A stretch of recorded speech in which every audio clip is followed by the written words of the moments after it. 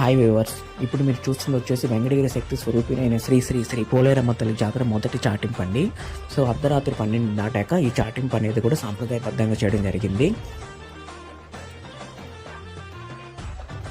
అయితే మా వెంకటగిరి ఆచార ప్రకారం ఏంటంటే వినాయక చవితి తర్వాత వచ్చే తదుపరి బుధవారం నాడు మొదటి చాటింపు, రెండవ బుధవారం రెండవ చాటింపు ఉంటుంది. బట్ ఈసారి వినాయక చవితి బుధవారం నాడు రావడం వల్ల అదే రోజు నైట్ అర్ధరాత్రి 12 గంటలకు ఈ యొక్క కార్యక్రమాన్ని చేయడం జరిగిందండి. ఈ యొక్క కార్యక్రమాన్ని దేవాదాయ ధర్మాదాయ శాఖ ఆధ్వర్యంలో కాంపాలెంలో ఉన్న బొడ్డు రాయి అని పిలిచే పోలేరమ్మ రాయి దగ్గర మనకి కార్యక్రమం నిర్వహిస్తారండి.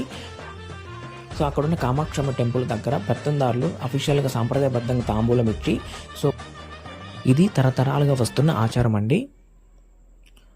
సో ఈ యొక్క జాతరని కూడా అఫీషియల్గా సాంప్రదాయబద్ధంగా నిర్వహించమని అధికారులు కోరుతారు.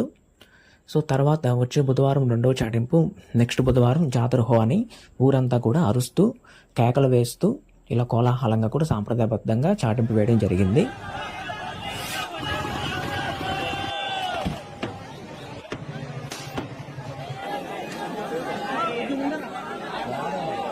అయితే మా వెంకటగిరి ప్రజలకు మాత్రం జాతర అనేది కూడా ఒక ముద్రకు మారుతుందండి.